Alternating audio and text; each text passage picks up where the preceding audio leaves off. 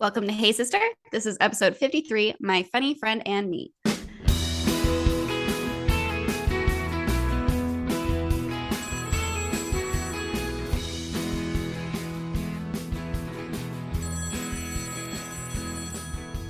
Hey, sister. Hey, sister. Join me, Courtney Lewis, And me, Carly Ferguson, in our conversational podcast about everyday situations. You can count on us to tell it to you straight with our own sisterly spin. Consider this a phone call with your own Southern sisters as we discuss with you personal accountability, healthy relationships, managing responsibilities, and contributing to society. Each episode will consist of straight talk and a call to action. Your sisters are calling. Thanks for answering. Hello, sisters. Welcome back to another episode of Hey Sister. I'm Carly, and my sister Courtney and I are so happy y'all are joining us for today's sisterly phone call. In fact, Courtney, I'm so excited. I think you need to give the introduction. You got it.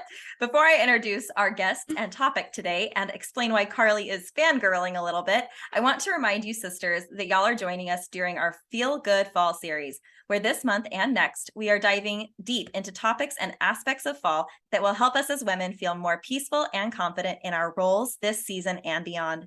We have already covered the topics of getting your family ready for photos, prioritizing mommy's mental health, and our responsibilities as a homemaker.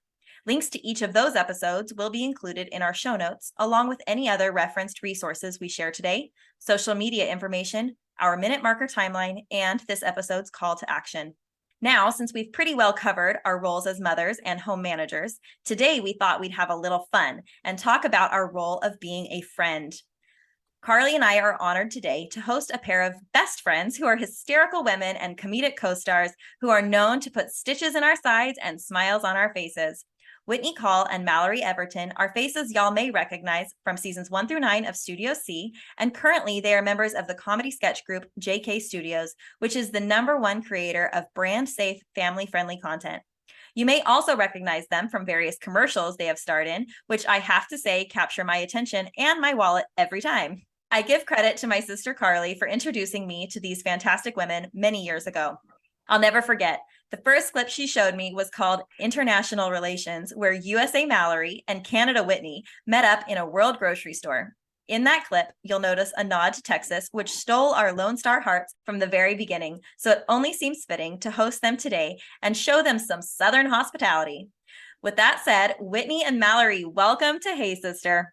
Hello. Thank you. Thanks for having us. We're very excited to be here. So, Whitney and Mallory, could you tell us a little bit more about yourselves beyond the faces we have grown to love as comedy stars? I mean, we both grew up in Portland, Oregon together. We've known each other since, I guess I was 8, but Mallory was still 7. I thought I was 8 too. I thought we were both 8. Oh, I went to your baptism. Which makes me 8. I was 8. Yeah, but we met before your baptism. I don't remember it as well as Whit. That's part of our history, is that I was a cold old man when I was a child, and she had to warm up my heart before we were best friends. I was like a Labrador puppy. You just turned me in a direction, and I just like, bleh, energy. So our siblings were dating, and not each other. Her brother and my sister were dating. So they took us both on like all of our brothers and sisters were dating. Context here. What's the real problem? And so they brought us along to like be cute older siblings to each other and make them seem more attractive. Oh. And then they didn't last, but we did. So yeah, some odd decades later, we are still friends and making things, and that's how we met.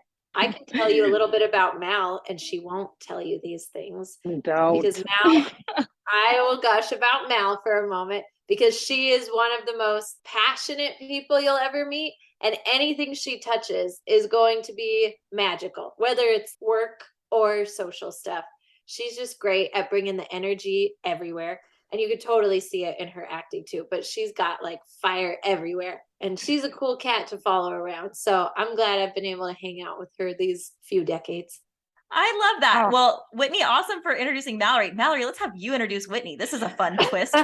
Oh my goodness. Okay. One of my favorite qualities that Whit has this is going to date us, but we don't care. We've just been talking about how important it is for us to own our actual ages. But we read Twilight when we were like 18 or 19. And I remember talking to Whit about what her vampire superpower would be. And it would be just like the second she thought of something, she would make it happen. She's like one of the grittiest people I've ever met in my entire life. She will not stop. When she gets her eyes set on something, she has so much determination. I don't know when to quit. That's really how you feel. It is honestly so inspiring me. No quit, grit, wit. No quit, grit, wit. You nailed it. Make a t-shirt. She is so deeply accomplished because of it. She is a powerhouse. She gets things done, but she's also one of the most truly warm-hearted people that I know. She makes me feel so safe and comfortable. Actually, I'm going to say something super vulnerable. Whitney and I had a nice call yesterday, and I cried in my Uber afterward because I was so grateful for her. For her. I said for horror. That was an accident. Sorry. I meant her. But yeah, no, I was just like, I can't believe I have this friend that really allows me to fully return to my inner child and never, ever, ever, even in my very worst, has ever made me feel like I wasn't enough. I'm just so grateful for her. Aww. We love each other. I love this love fest, and I love hearing the qualities you share about each other, because I would surmise those same qualities, even just as a third party watching videos of you. The lack of inhibition, I feel like it seems to me when I watch. Yeah. Yeah. I'm inspired. I want to be more outgoing, brave. And those are these fruits of being funny, which is not what people would maybe connect. Like, oh, humor and being witty and those things can really also have these not secondary. They're probably just all wrapped up in this beautiful ball and connected, that you would also be gritty and just powerful women. So I love that, because having funny women is not always, I don't know, it's just not put on a pedestal, right? You don't think about it, huh? It doesn't sound natural.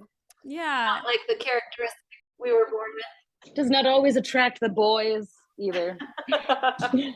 I heard a thing that was like, what women look for in men is good looking and a sense of humor, and guys look for good looking and a sense of humor, but what they say sense of humor means is that they laugh at their jokes. Yeah, they think they're funny. And you're like, wait a second. Not looking for a woman who will make them laugh. Not the same. No. But it's so important to laugh. So can you tell us a little bit more about why laughing with your friends and making these friends is important, just to like be intentional about that?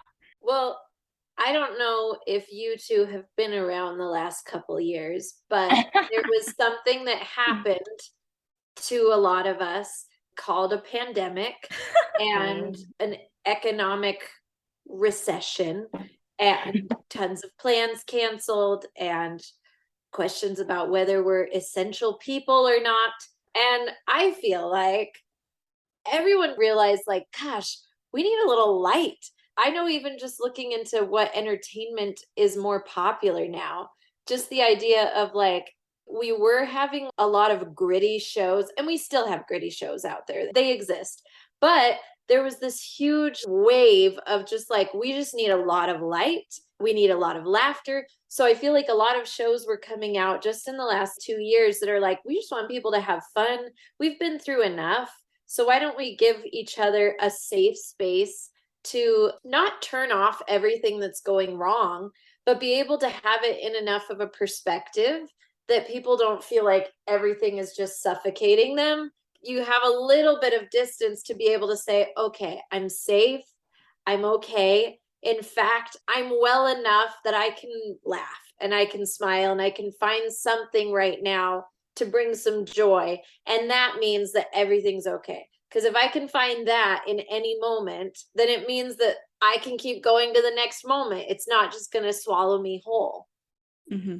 I had a friend, Meredith, during the pandemic that would post weekly her favorite memes and different pictures that were taking this really heavy stuff and making it funny. And I feel like that was the lifeline for a lot of us. We can all at least commiserate together. It creates this objectiveness that you need in a time where it's really hard, that you can also look on the flip side and laugh at it and then share and laugh. Because I think laughter is meant to be shared, right? Yeah. It's something that's supposed to be contagious, even. Like, so having more opportunities to take something a little less seriously is not detracting from how serious it is. It's just alleviating or making it more lenient on our hearts and minds. So I love that. And offering connection. We all were really missing connection the last couple of years. And so I think that's been huge. Yeah, you're hitting on like my very favorite thing, that in those first couple of weeks of the pandemic, I was so delighted by the internet. I know it was terrible, but I was like, look at all of these hilarious people not able to stop with the jokes. This is seriously like a global tragedy, and everybody's just like, I'm gonna make a Weird Al parody video. I'm gonna take a picture of me dressed up like the Tiger King. I think that says something about the triumph of the human spirit. I really do think it's the people who will have a sense of humor about something who are gonna get up the mountain and get to the top. Maybe not fastest, but I think easiest. They'll have the best time. You'll have the best time, and I think honestly, our thoughts, they pass. Everything is constantly changing and everything is constantly in flux. And if we have the option to laugh through something, I mean, Whitney and I talk about this all the time, but anything that is too serious is genuinely unbelievable. When you watch a drama where you don't laugh the whole time, sometimes I'm just like, I don't even relate to these people, because even on days when somebody close to me has literally died, I'm making jokes with my friends, at least to an extent, about like, somebody dropped something, somebody farted. Stuff happens, and we need that laughter. We need the catharsis of being able to laugh together, even on the very worst days of our lives. There's something real magic about it. It's so cliche that it's medicine, but it's true. And we definitely learned that doing Studio C. When we first started, I sometimes had a hard time feeling like it was important enough, which speaks to some of like my insecurities about needing to do something valuable for the planet or whatever. But there were times where I was like, is this a worthwhile job? Is this selfish? What is this really? Because when I first went to BYU, I wanted to be a doctor. And so it was like a big shift for me to end up in the film program and then to end up doing sketch comedy. So I wasn't really planning on that. But eventually we started recognizing that people were watching Studio C in hospital rooms together and bonding over it when they really just didn't have the space or energy to be only thinking about the hardship that they were enduring right in that moment. It gave them a little bit of a break. And now I feel really passionate about how important content that is inclusive and brings people together is. I love that so much, because you talking about wanting to be a doctor makes me chuckle, just because they say laughter is the best medicine. So in a way, you got there. It's true. Your PhD in humor. I also think about, as y'all are talking about the memes that went around the web, I think those are important. And I think there is a place for online laughter. And we've actually had another episode where we talked about the power of memes and how we can laugh at memes. But I think there's something truly magical about having a friendship with somebody in person and spending time with them. I mean, Mallory, you're talking about how you were in your Uber car, having talked on the phone to Whitney, or all these references you're making about time that you actually spend together. It's not just this virtual reality. You're actually spending time with a friend and being able to have that close of a relationship where you can be uninhibited and act goofy and not worry about what you look like or how you're perceived, if you're too serious, if you're not cool enough. You're actually being goofy with a friend. Could y'all talk a little bit about prioritizing time to spend with friends, especially during this fall when I feel like it's about to be Thanksgiving, Christmas? There's so many things going on where it's like, okay, I have a million responsibilities with family and with work or whatever's going on in your life. Suddenly, how do you have time for friends during this time of year? And why is that important to make time? Ooh, that's a good question. I do feel like it's maybe like a lot of other things in self-care, where it's easy to put off if it seems like it's not productive. But in fact, when you do it, it helps you holistically and actually helps you in every other area of your life that is productive. And so I think in and of itself, social time is a productive thing. And I know, like, I'm actually not sure, Mel. I think we've talked about this and we're on the opposite ends of the spectrum a little bit, but I know for sure I'm a quiet extrovert where I don't love like huge parties, but I recharge. I think the pandemic taught me this. I recharge by being around other people that I'm close to, that I feel like we can share things. That sort of connection is what fuels my energy. And I've always noticed Mallory's queen of putting friends first and making time for them. And she recently told me on one of my last birthdays that instead of getting gifts, she wants to just go on a walk with her friends when it's their birthday. And I love that idea. I feel like that is like at our age, no one cares about what presents you get them. I'm not going to ask my friends to get me something. But the fact that she still wants to like connect, that is such a gift to be able to spend time where you're actively engaged with someone else. I think we all want that, right? We all just want to be witnessed and have someone else be able to make space for us. And so when we're able to do that with someone else and truly feel seen, that fills a well up so quickly for me.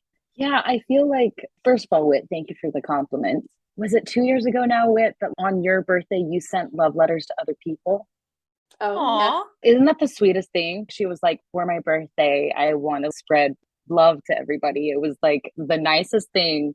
And I thought that was another really cool way to feel like you were celebrating your life and your friends and everything too. But sometimes it kind of makes me think there's just stuff in life that I don't know where we make the assumption, but we make the assumption that this thing should require zero work. Like our friendships should just be easy. So you shouldn't have to maintain them. Or our relationships with our siblings or our children or nieces or nephews or parents or whatever, that those things are just natural. And they're really easy to take for granted. It's things like, I don't mean this in a judgmental way at all. So this isn't a judgment statement, but it's like something I've heard before on a podcast once was people always complain about healthy food being expensive, but whoever said that nourishing yourself should be cheap? But we make this assumption sometimes that things just shouldn't cost anything because I don't know where it comes from, but I think shifting the mindset to taking pride in the maintenance of the garden of your social life, I think is really important. And I'm not married and I don't have kids. So my relationships with my siblings and my parents and my friends, and now my nieces and nephews as they're getting older, are extremely important to me. And I've just noticed that if I just even put in a little bit of effort with people that I have a genuine relationship with, it continues to sustain itself. And we feel like even if we go a couple months before we get to meet up, we have a real friendship that lights back up. And I just think sometimes we forget that good relationships, we talk about that with marriage all the time, but we don't talk about that with friendship very much, that we should be checking in, and friendships, including the ones that we have with our family. Mm-hmm. Yeah, we really do need to like build up that base because it's just a whole lot going on behind the scenes that you can come in and you can laugh with someone and then start to build that friendship, but you have to put in the work and see them at their lows and be there for them when things are just normal. It's just being with them on the range and then having those times when you are able to have the belly laugh. It's because you've built that friendship that you feel like you can give your silliest face or do the goofiest thing. You can feel truly comfortable with a person. It does take time and nourishment for sure. I love that. And Courtney and Carly, something that I think is interesting, just thinking about your question about specifically with fall and with all of these things approaching, I've been working on some writing for someone who wanted to talk about self-care in terms of the seasons. And so I was doing some research on it, and it seems so stupid that we talk about loving chunky sweaters and pumpkin and all these things that seem like a stereotype, especially for a basic white girl like me, into all of these fall things. But I was looking at the research behind it, and it was talking about how we actually have serotonin being made in our brain when we're experiencing something like that because it's been repeated. And so it's not necessarily like, oh, the smell of pumpkin makes me feel happier. But the smell of pumpkin has been associated with this time of year for so many years now that it literally can switch on a trigger in my brain where it's like, oh gosh, I remember making this pumpkin pie with my siblings. And then I remember like going and getting this pumpkin treat at Trader Joe's with my friend. You know, there's so many connections in our brain that actually this time of the year, I feel like I know it's a really hard time of the year for a lot of people. I also know that because it has so many connections in our brains just naturally wired, that traditions and nostalgia kind of all mixed together. I think that it doesn't have to be quantity, it can be quality when it comes to our associations.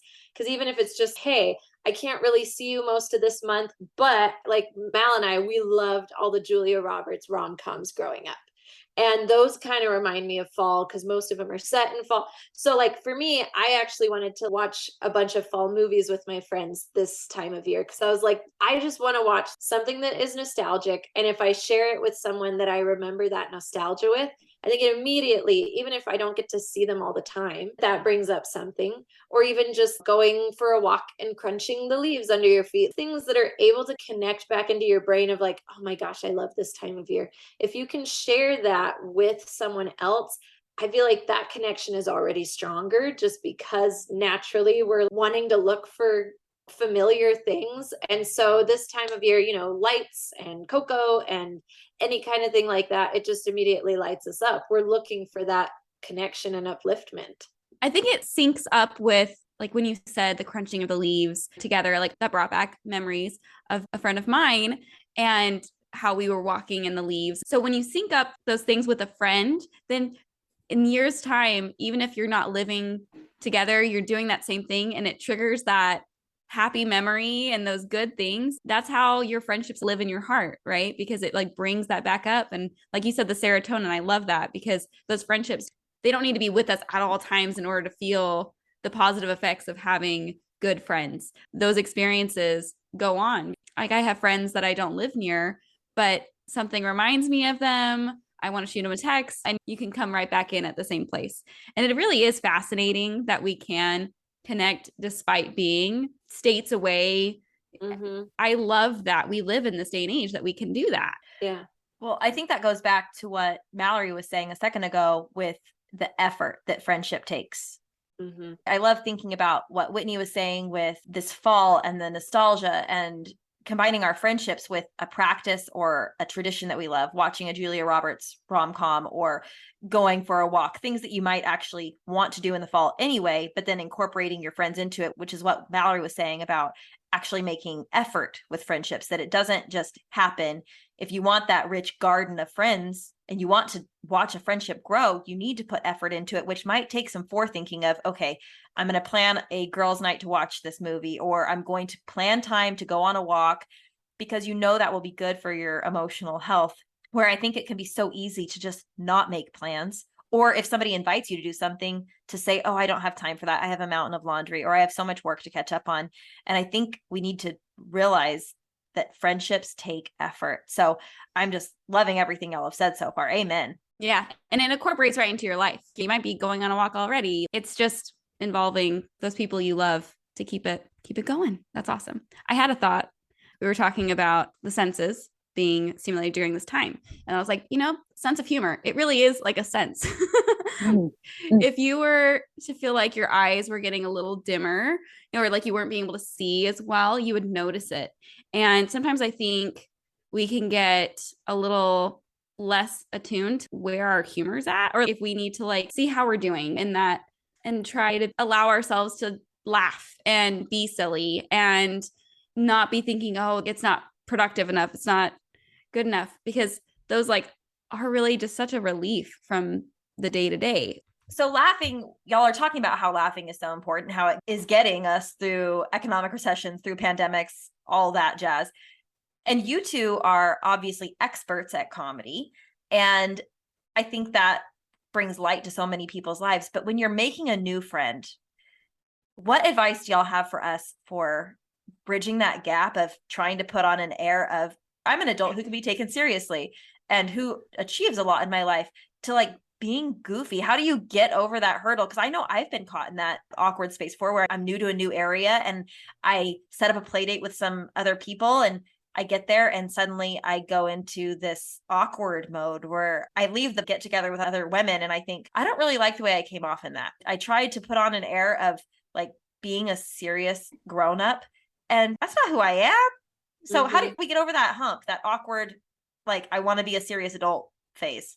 My first thought is that I think you need to be nicer to yourself. I read in this book earlier this year that all it takes is two people to form a culture. Like right now, the four of us have a culture that we're creating with this dynamic of us talking. And so you're creating a new culture every time you are in a new group, and it can be a lot. And so I think that one of the best things you can do is try and give yourself some free passes and just sort of say, I was awkward, but people have short memories and they're going to forget. And it's a great litmus test, actually, sometimes when I'm like, I actually said something super awkward and I worry it might have come off like this. But like if you said it with your close friend, you would think they've been with me for years and years and they know that I'm not like that all the time. And you want to make compassionate friends who would understand if you said something funky, even when you first met. They'll amend their first impression. That's like the worst case scenario.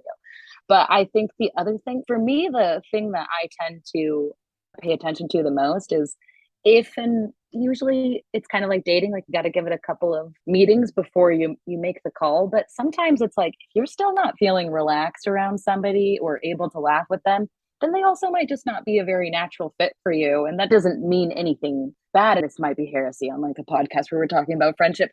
But sometimes I just think this is the kind of friendship this is. And it's nice for me to be aware of what that is. It's like, this is a friendship where we're going to talk about hair and makeup, two things I don't know very much about, but I do like talking to this person and they light up when we talk about this and it's fun. And I know enough about it to be able to talk with them about it, but we're probably not going to be laughing about periods because she doesn't talk about things like that or whatever.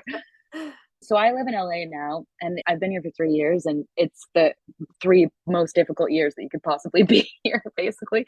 And it's really hard to make new friends. And I feel like I can tell when I meet someone that I'm like, oh, this person makes me laugh. I laugh at what they say and they laugh at what I say. And I'm going to pay attention to that because I only have so many hours in the day. And I'm really, really intentional about letting people know how much I like them. And I do think that's really helpful. And maybe that's the tip I'm like rambling all the way to get to is that when you notice I really like them and it's more than just, oh, they're so cool or so pretty or so put together. It's like, no, I feel better when I'm around them, or I feel like I'm cool too because we're having fun and we're enjoying each other. Then I think intentionally letting people know, I like you so much. Can we hang out again soon? Or what's your schedule like? What do you like to do? Can I like come on a run with you sometime or a walk or whatever it is that you're already doing? I just think that people tend to like to feel liked. I completely agree with Mal. And I feel like, first of all, I think Mal is a really good example of being able to give people a lot of grace. Because I know for me, it is easy sometimes to be hard on myself and hard on other people. Like I will meet someone sometimes and be like, oh, they made this kind of comment, so I imagine that we're not going to get along very well. And give me some space. But I feel like Mal, what I've noticed from her a lot is that she's usually able to find something that she can connect with between anyone. She does this with movies too. Even like a terrible movie, she'll be able to tell you something that she really liked about it.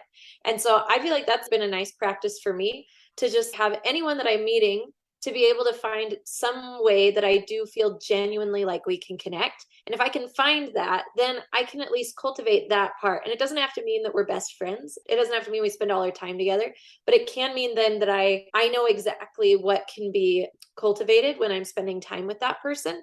And then also just going off of what Mal said, I think vulnerability, no one's going to shy away from that. If I am vulnerable in a conversation, and granted, what you're comfortable sharing is totally up to you. I feel like my comfort level has grown so much in the last few years. I will share so much of myself with other people now because, well, I've been going to lots of therapy, but also like just getting more acquainted with the realization that when I actually give something of myself to someone, sometimes people aren't very safe with it. And I learned from that. But being in a place where I know it doesn't mean anything about me and I can be able to still have my own back, I think allows me to then be able to make some really cool connections with people I wouldn't have thought I would have connected with.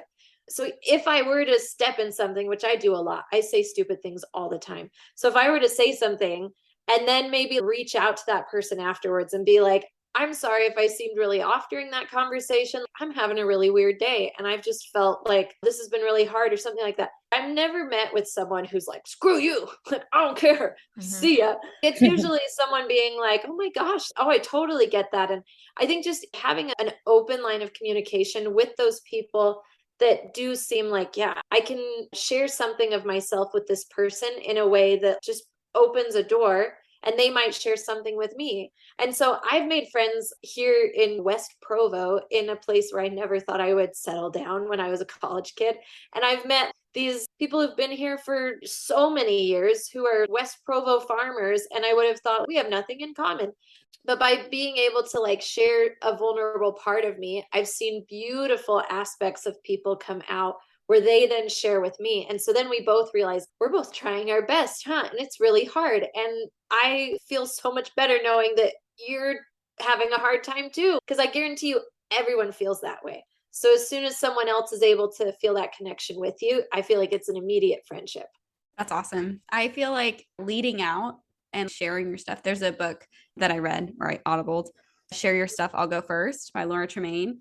And I mean, it's just like stories that she's sharing, but like it helps me to listen to even audiobooks. They're funny and they're recounting things and they're being vulnerable, but I get to chuckle. And it makes me realize that if I share the chaos that's going in my life with a friend and be like, hey, yeah, my kid kept taking his clothes off today at the restaurant, just like the normal things that we can share a laugh on it. And then they might want to share something back about what's going on in their life.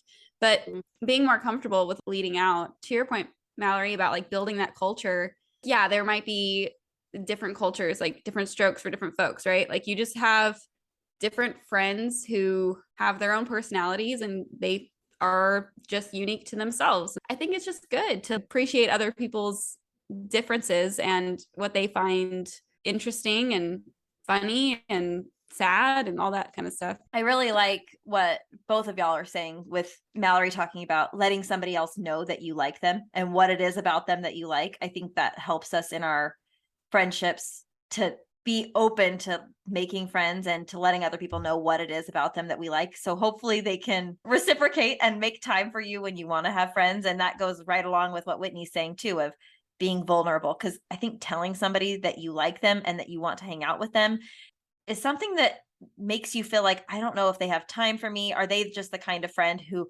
only has time to say, hey, when we pass in a parking lot? Are they the kind of friend that only has time online? Or are they the kind of friend that would actually make time to do something I like? And I know I've had friends before where some friends are very busy and they say, well, I only have time to catch up with you if you want to go on a walk with me. And I have other friends who will say, do you want to meet me for coffee?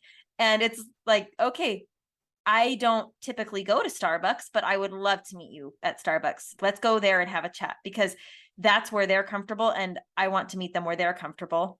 Mm-hmm. And sometimes that means rearranging my schedule to make it work, but I want to show them that I'm interested in their friendship because they have told me, hey, I like you. I want to get to know you better. And I'm like, right back at you. Of course, I want to get to know you better too. And I think you have to find what works for different friendships. But I'm loving both of those pieces of advice, to let others know you like them and to be vulnerable and share something about yourself.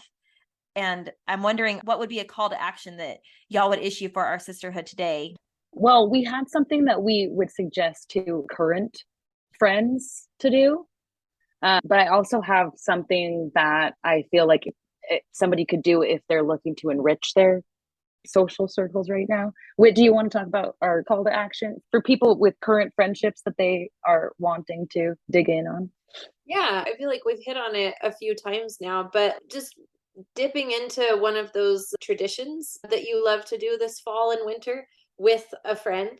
And that can be old or new, but while doing that, having an opportunity to be an active listener. I feel like sometimes, especially I'm so bad at this with Marco Polo, it's so easy to want to like, blah, blah, blah, blah, blah, blah, blah, blah. This is what's going on in my life. And it's hard sometimes to be able to then be engaged with what the other person is saying. It sounds like such a basic skill, but it's actually really hard. And so to be able to do something where you're listening to someone and then just like validating where they're coming from, I feel like those three combined, traditions with active listening and then validating where this person's coming from, I feel like that's like a super glue for a friendship for sure.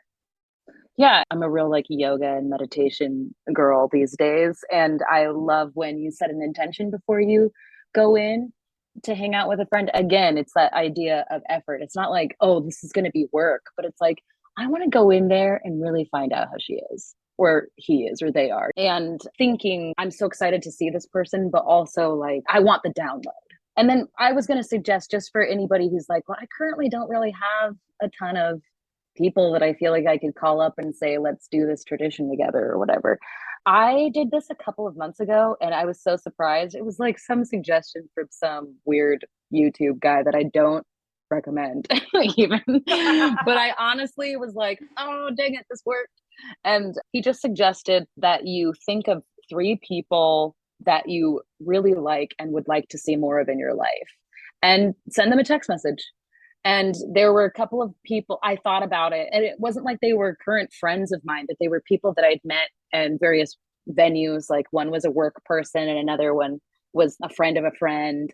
And just text them and just say, hey, and let them know that you like them, or find out if you could meet up sometime. I just think you might be surprised what 3 people come to mind. If you're like, I don't really have any close friends right now, you can create some. If you want, think about 3 people that you actually really like and let them know that you like them, and see if you can get a hang on the books. Those are fantastic calls to action. I love those both so much. Thank you so much for sharing them.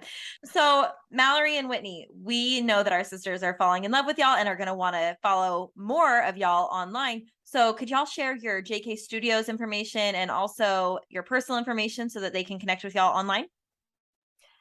So if you just YouTube JK Studios, that is our channel. And we have a ton of web series and sketch on there. We are hoping to release a movie with JK Studios next summer. So yay. Be on the lookout for that.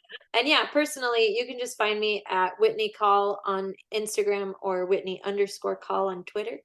And I am at RE Mallory, like Re Mallory, on Instagram, and at RE_Mallory on TikTok. I have a Twitter, but I don't use it. Well, TikTok is where it's at, so you're hip and happening. Oh, yeah. I'm very active on Pinterest, so you can probably find me on there more than any other platform. But I hear the kids don't use Pinterest anymore. I don't know why. It's the most beautiful platforms. It's how my brain works. Right? Mm-hmm. I love it. Well, Mallory and Whitney, we are so glad that y'all joined us today. Is there anything else that we haven't covered that y'all would like to leave our sisters with today?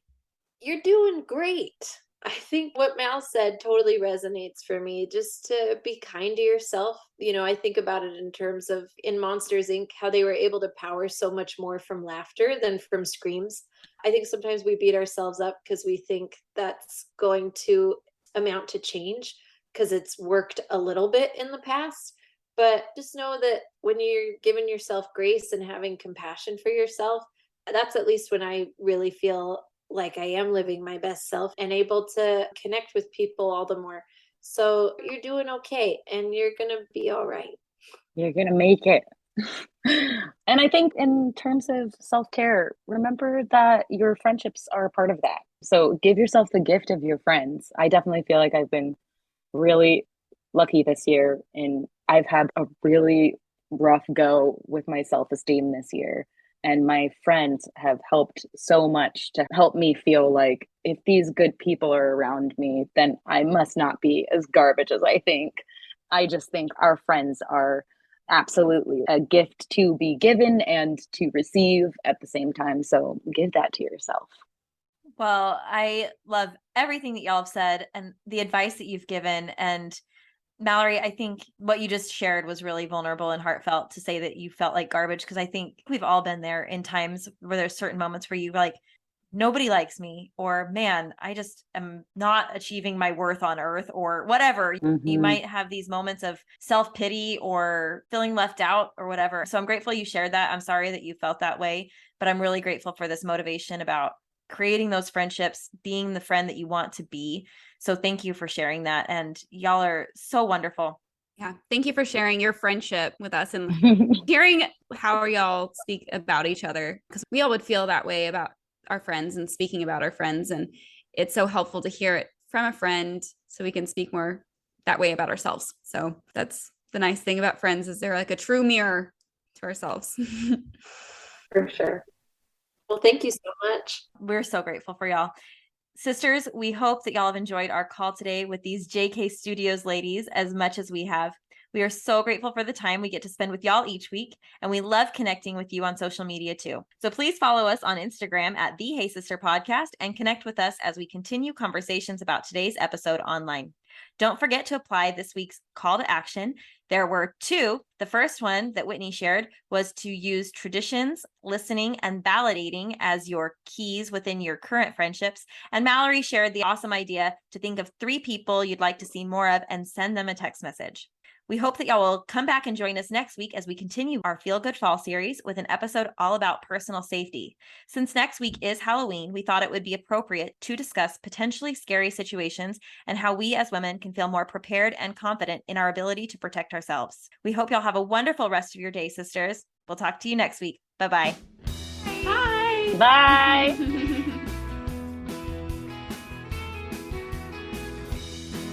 We had this amazing couple of days in Salem going on the witch tours, and we had afternoon tea, and it was so great. Combining travel with your friends, boom.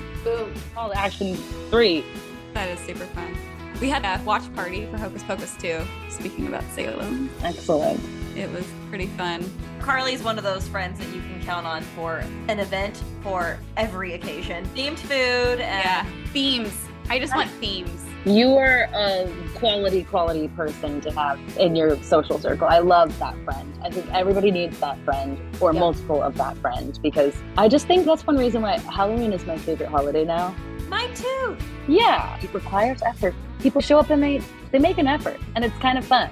And I think when people make an effort to pull an event together or a theme together, like you said, I think people can feel that love and that intention.